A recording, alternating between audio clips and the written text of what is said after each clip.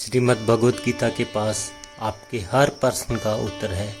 चाहे आपकी कोई भी परेशानी हो, कोई भी इच्छा हो, श्रीमद् भगवद गीता आपके हर प्रश्न का उत्तर देती है, आपकी हर समस्या का हल देती है।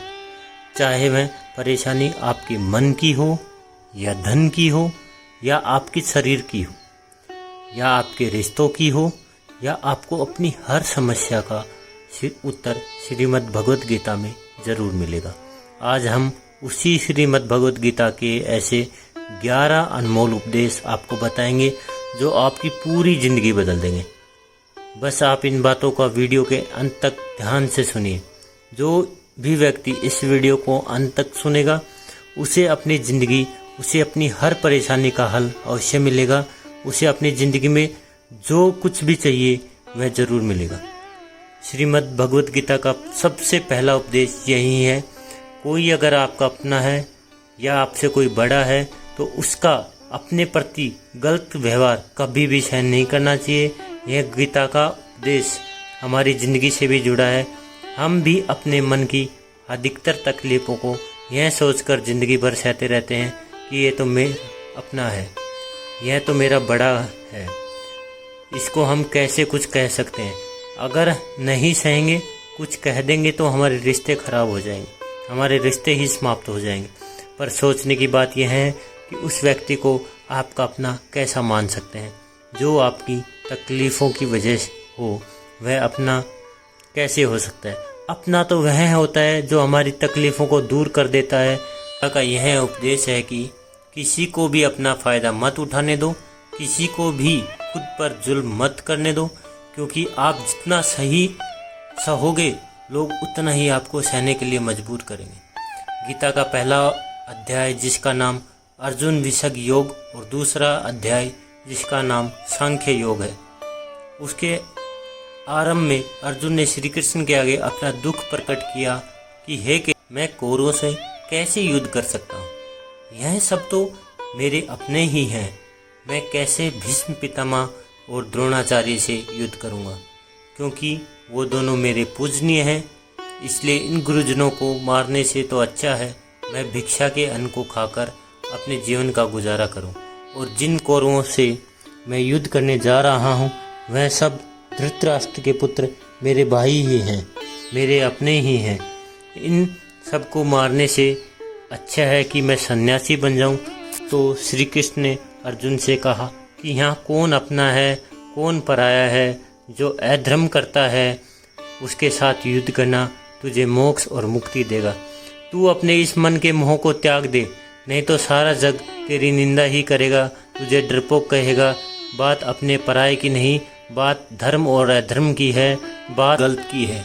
अगर तू गलत को सहेगा, उसका अंत नहीं करेगा, तो गलत करने वाले को और बल मिलेगा और भी गलत करेगा। इसलिए मन के मोह को त्याग करके तू युद्ध कर। महाभारत की एक और कहानी भी है, जब अर्जुन के पुत्र अभिमन्यु की युद्ध में मृत्यु हो जाती है तब अर्जुन बहुत दुखी होता है, रोने लगता है। वह श्री कृष्ण से कहने लगता है कि मेरा पुत्र अभिमन्यु मर गया है, मैं यह दुख बिल्कुल भी सहन नहीं कर सकता, मैं भी अपने आप को समाप्त कर लूँगा।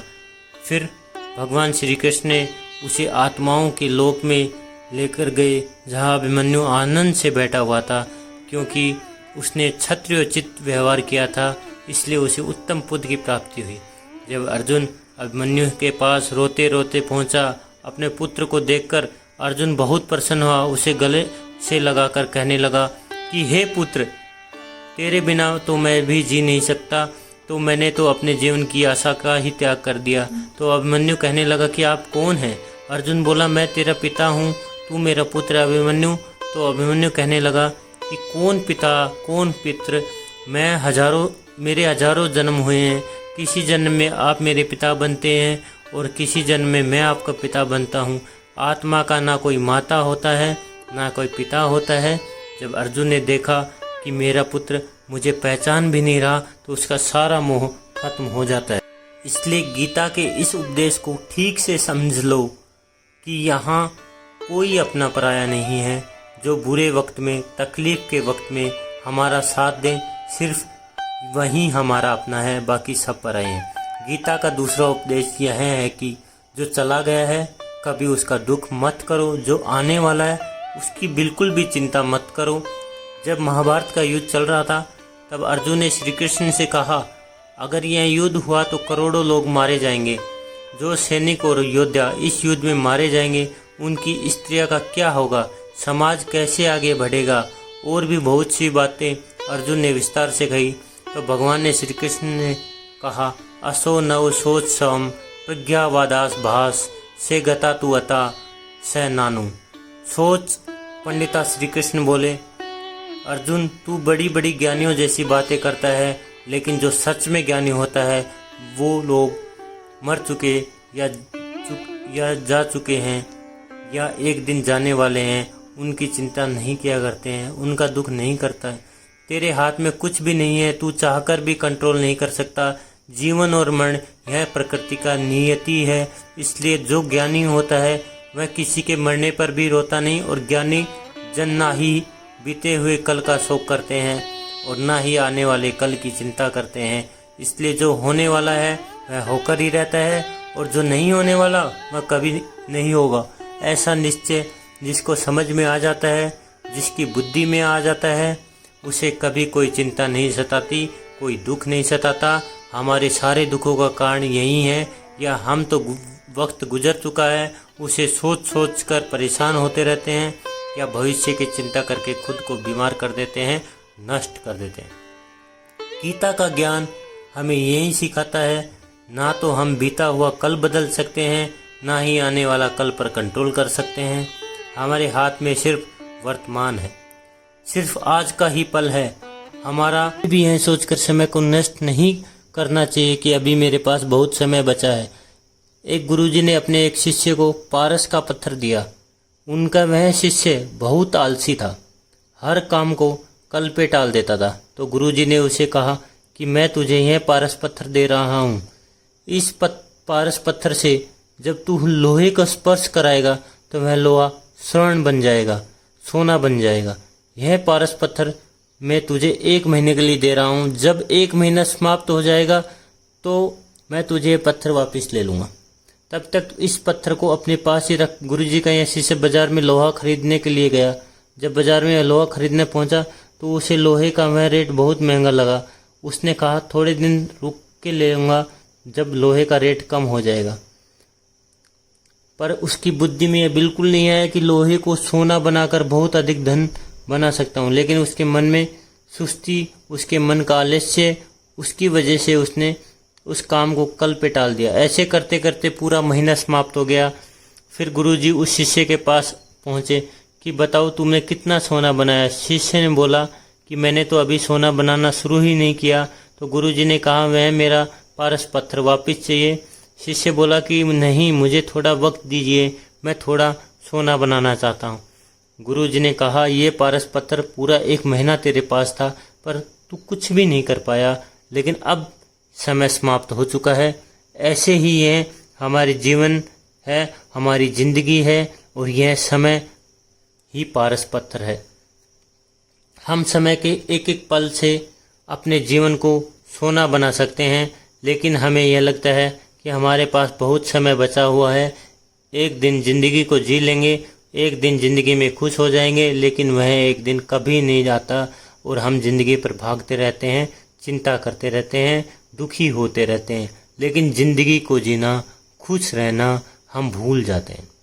इसलिए गीता का यह ज्ञान हमें सिखाता है कि आज में जीना सीखो, इस पल में जीना सीखो। गीता का तीसरा उपदेश यह है कि मौत से डरना बिल्कुल व्यर्थ है। श्री कृष्ण ने गीता में कहा है कि यह संसार मृत्युलोक है, जिसका भी जन्म हुआ है वह एक दिन जरूर मर जाएगा। जिसका आरंभ हुआ है उसका अंत अवश्य होगा। हम इसे रोक नहीं सकते। जैसे हम रोज कपड़े बदलते हैं वैसे ही हमारी आत्मा नया शरीर धारण करती है। मृत्यु सिर्फ इस जीवन का एक नया आरंभ है, हम इस जीवन का अंत नहीं है। आत्मा कभी नहीं मरती और न ही उसे कोई मार सकता है। लेकिन मौत का डर मनुष्य को सबसे ज़्यादा लगा रहता है। मौत का दुख भी इंसान को सबसे ज़्यादा होता है। एक पेड़ में 2 पक्षियों का जोड़ा रहता। उन्होंने साथ जीने और मरने की कसम खाई थी। एक दिन वहाँ एक शिकारी आया और उसने एक तीर चलाकर वहाँ पेड़ पर बैठे मादा पक्षी को मार दिया। तो वो अकेला नर पक्षी रोने लगा कि मैं तुम्हारे बिना कैसे जी पाऊंगा, तुम्हारी जगह मेरी मृत्यु आ जाती तो मेरे जीवन तुमको मिल जाता। वो रो रो के बहुत विलाप करने लगा। इतने में ही उस शिकारी ने दूसरे तीर चलाया और उस नर पक्षी को भी मार दिया। वास्तविकता में यह हमारी कहानी है। हम भी रोते रहते हैं जब कोई मरता है तो, लेकिन हमें यह नहीं पता चलता एक ना एक दिन हमारा भी जीवन समाप्त हो जाएगा। हम भी उसी मृत्यु के पेड़ पर ही बैठे हैं, लेकिन शरीर का मिटना हमारा अंत नहीं है। श्री कृष्ण ने अर्जुन से कहा कि हे अर्जुन, तेरे और मेरे अंत जन्म हुए हैं। तुझे कुछ भी याद नहीं है, लेकिन मुझे सब याद है। जो व्यक्ति इस सत्य को समझ ले कि यहाँ इस संसार में कुछ समय के लिए आया हूँ, उसकी ज़िंदगी के सारे झगड़े, सारे सुख, सारी चिंता ही समाप्त हो जाएगी। जब इस संसार से जाना ही है तो दुख किस बात का। पहले के ज़माने में साधु महात्मा लोग पैदल यात्रा करते थे। यात्रा करते करते वह एक नगर में पहुँचे। वह महात्मा बहुत ही थक चुके थे। उस नगर में उन्होंने एक महल देखा और उन्होंने इस महल में जाकर विश्राम करने का सोचा और वो महल में जाकर सो गए। जब उस महल में वहाँ जाकर राजा पहुँचा तो उसने पलक उस महात्मा को सोता देख बहुत ही हैरान हो गया। राजा उसे महात्मा से पूछने लगा कि तुम मेरे महल में कैसे घुस आए और मेरे बिस्तर पर सो रहे हो। महात्मा कहने लगा, यह तुम्हारा महल है, मुझे तो लगा धर्मशाला है। तो राजा ने कहा, आपको मेरा महल धर्मशाला कैसे लगा। तो महात्मा ने राजा से प्रश्न किया कि तुमसे पहले इस महल में कौन रहता था। तो वह राजा बोला कि मुझसे पहले मेरे पिता यहाँ रहते थे और उससे पहले मेरे दादाजी यहाँ पे थे। तो महात्मा ने फिर प्रश्न किया कि क्या तुम इस महल में हमेशा रहोगे या तुम्हारे बाद कोई और रहेगा। तो राजा कहने लगा कि मेरे बाद मेरा पुत्र इस महल में रहेगा। तो महात्मा राजा से कहने लगा कि जिस जगह पर रहने वाला बार बार बदल जाते हैं उसे घर कैसे कह सकते हैं। यह तो धर्मशाला ही है। इसलिए तेरे महल को धर्मशाला समझकर मैं इस रात बिताने के लिए आ गया। धर्मशाला जान जग को जीव सब मेहमान है। मोह किससे मत करो, सौपन का समान है। यदि हम भी इस बात को समझ लें कि हम यहाँ कुछ समय के लिए आए हैं, आनंद करने के लिए आए हैं, खुश रहने के लिए आए हैं, तो हमारे सारे दुख समाप्त हो जाएंगे। जब हम अपना मोह यहाँ जमा लेते हैं, अपना दावा यहाँ जमा लेते हैं कि यह मेरा है, इसे छोड़कर नहीं सकता, इसे बिना ही मैं जी नहीं सकता, तो हमारा जीवन दुखों से भर जाता है। इसलिए जीवन में मृत्यु का भय त्याग कर जीवन का प्रतिपल आनंद लेना चाहिए। गीता का चौथा उपदेश, मन और विचारों को कंट्रोल किए बिना जीवन में कभी शांति का सुकून मिलने वाला ही नहीं है। अर्जुन ने श्री कृष्ण से कहा कि मेरा मन सही गलत सब कुछ जानता है, फिर भी मेरे विचार और मेरा मन मुझसे कंट्रोल नहीं होता। मैं जो करना चाहता हूँ वही नहीं कर पाता, जो नहीं करना चाहता वह मेरे मन में मुझसे ज़बरदस्ती करवाता है। इसलिए मैं बेचैन हो गया, मुझे शांति प्राप्त नहीं है हो रही। तो कृष्ण ने अर्जुन से कहा, उसके लिए तुम्हें अपने मन और विचारों से डिटैच होकर अपने मन और विचारों को सही दिशा में ले जाने की प्रैक्टिस करनी होगी, अभ्यास करना होगा। वह एक दिन का काम नहीं। जब तक तू अपने मन और विचारों की गुलामी का त्याग नहीं करता तब तक मुझे जीवन में कभी शांति नहीं मिलेगी। एक राजा था, वह बहुत बेचैन और परेशान रहता था। एक दिन वह अपने गुरुजी के पास गया और वो कहने लगा कि मेरा मन बहुत बेचैन है, मैं बहुत परेशान हूँ, मैंने पूरे संसार को जीत लिया है, सब कुछ मेरे पास है, पर मैं खुश नहीं हूँ, मेरे मन में सुकून नहीं है, शांति नहीं है। तो गुरुजी ने राजा से कहा कि तुम्हारे नगर में कोई अगर ऐसा व्यक्ति है जिसे सुकून को प्राप्त कर लिया, शांति को प्राप्त कर लिया, तो तुम उसका एक बार कुर्ता पहन लो, तुम्हारे जीवन में भी शांति आ जाएगी। राजा बहुत ही प्रसन्न हो गया और यह तो आसान काम है।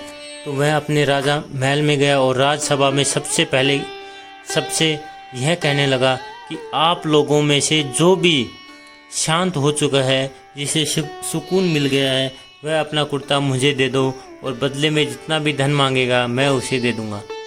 सब लोग एक दूसरे का मुंह देखने लगे। पैसों का लालच आया, लेकिन सब एक दूसरे की सच्चाई पता थी, क्योंकि किसी की भी जिंदगी में शांति और सुकून नहीं था। सब अपना सर झुकाकर वहाँ खड़े हो गए।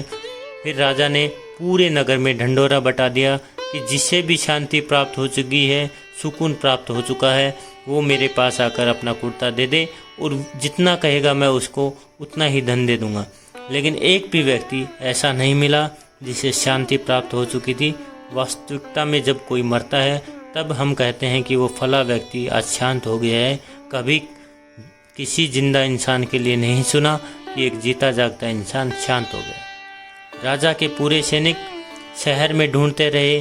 फिर उन्हें पेड़ के नीचे एक महात्मा तपस्या करता दिखाया, जिसके चेहरे पे एक शांति थी, सुकून था।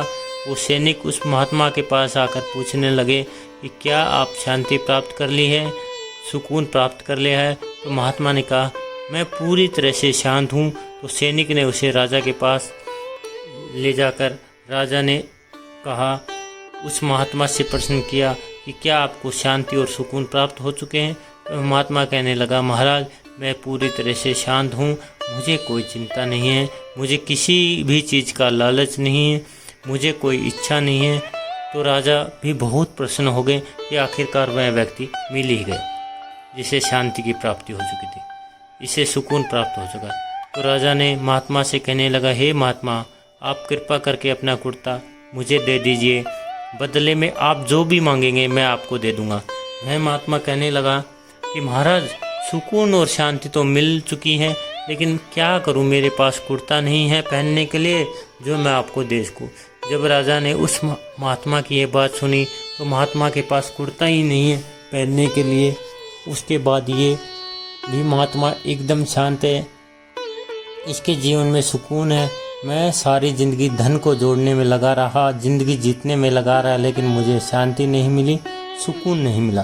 क्योंकि शांति और सुकून बाहर की चीज़ नहीं है, अपने भीतर की चीज़ है। इसलिए जब तक कोई व्यक्ति अपने मन और विचारों को कंट्रोल नहीं करता, तब तक उसे जीवन में सुकून और शांति नहीं आती। और गीता का उपदेश हमें यह सिखाता है कि जीवन में शांति चाहिए तो मन को शांत करना सीखो। गीता का 5वां उपदेश ये है कि वासना, क्रोध और लालच सर्वनाश का कारण है, नरक का द्वार है। जिस भी मनुष्य में 3 अवगुण होते हैं वो हमेशा दूसरों को दुख पहुंचाकर अपने ही सुख और स्वार्थ की पूर्ति करता रहता है।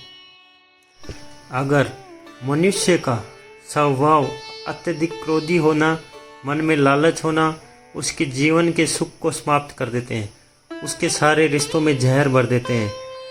इन्हें नरक का द्वार इसलिए कहा गया है क्योंकि जिस इंसान में अत्यधिक क्रोध है, लालच है, वासना है, उसका पूरा जीवन जहर से भर जाता है। उसको मरने के बाद भी जीते जी यहीं पर नरक का दर्शन होता है।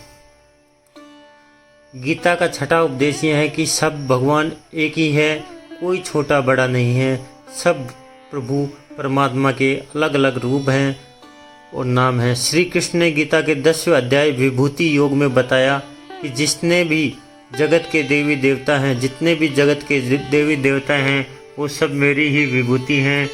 मैं ही शिव हूँ, मैं ही इंद्र हूँ, मैं ही यक्ष राज हूँ, मैं ही कुबेर हूँ, मैं ही अग्निदेव हूँ, देवताओं के गुरु बृहस्पति मैं ही हूँ, समुद्र में भी मैं ही हूँ, अक्षरों में भी मैं ही हूँ, ओम में भी मैं ही हूँ, काल का महाकाल भी मैं ही हूँ, सारे जगत का नाश, उत्पत्ति और पालन करने वाला भी मैं ही हूँ।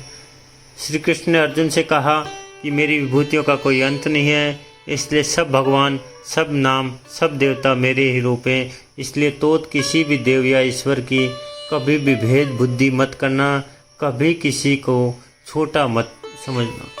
और गीता का उपदेश में यह सिखाता है कभी किसी दूसरे के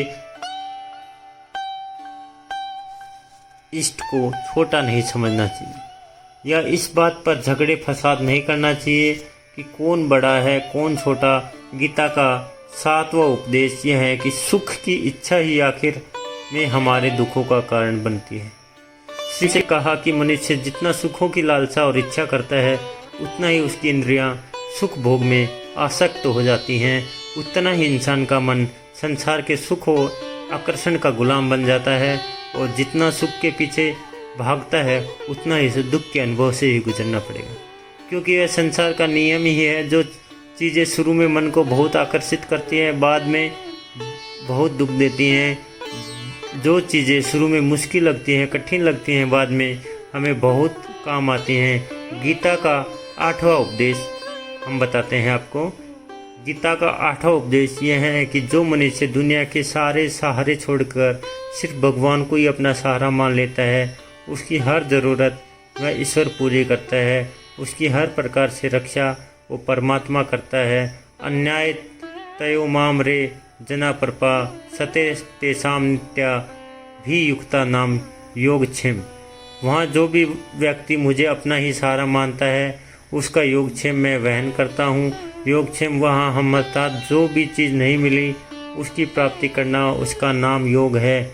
जो चीज़ जीवन में मिली हुई है उसकी रक्षा करना, उसका नाम क्षेम है।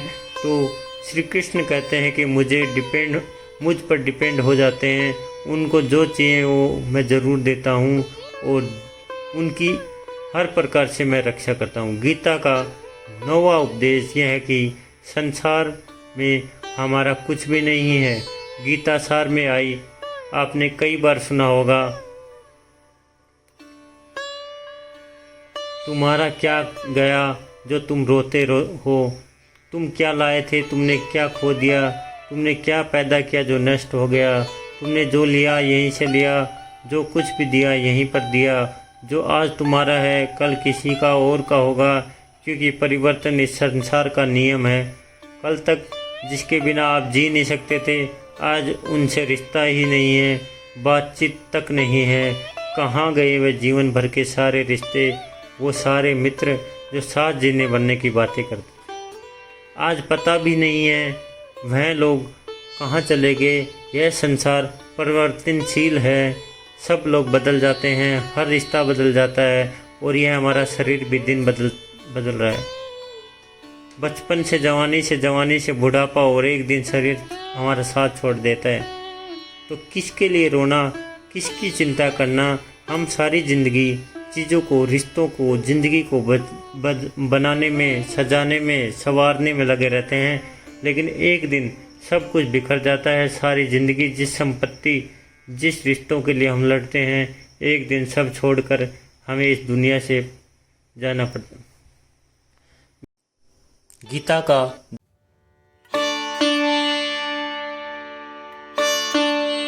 उपदेश यह है कि दुनिया में अगर आए हो तो दुख मिलेगा ही मिलेगा। दुख से कभी घबराना मत, दुख से कभी डरना मत।